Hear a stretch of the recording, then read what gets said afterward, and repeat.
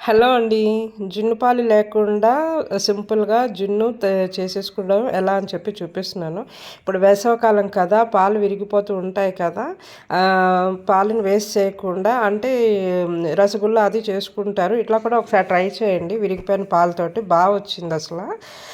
దీనికోసం ఏంటంటే ముందుగా నేనైతే బెల్లంతో చేస్తున్నా. పంచదార చేసుకుంటే బెల్లం ప్లేస్‌లో పంచదార వేసుకోవచ్చు. బెల్లం వేసుకొని కాచి చల్లార్చిన పాలు ఒక కప్పు వేసుకోండి.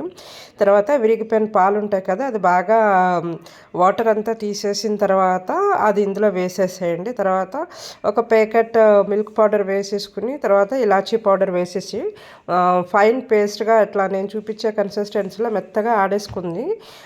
బ్యాటర్ ఆడేసుకుని తర్వాత ఏంటంటే ఇట్లా కుక్కర్లో కొంచెం వాటర్ పోసేసి దాని మీద ఏంటంటే గిన్నె పెట్టుకుని ఇందులో ఇది వేసేసి విజిల్ పెట్టకుండా బాగా ఆవిరి వచ్చేంత వరకు ఉంచండి. ఆ తర్వాత ఆఫ్ చేసేసి చూడండి. ఇది ఈవెన్ ఫ్రిడ్జ్లో పెట్టుకుంటే ఇంకా కొంచెం గట్టిగా అవుతుంది. నేను వెంటనే తీసాను కనుక మీకు ఇట్లా చూపిస్తున్నాను. కింద వాటర్లా ఉంది కదా బెల్లం నీరు, సో అది కూడా లేకుండా ఉంటుంది మీకు ఫ్రిడ్జ్లో పెట్టుకుంటే. చాలా గట్టిగా వచ్చింది జున్ను అయితే. మీరు కూడా ఒకసారి ఇలా ట్రై చేయండి. మీకు ఎలా కుదిరిందో కూడా చెప్పండి. నచ్చిందో లేదో కూడా కామెంట్ చేయండి. Thank you.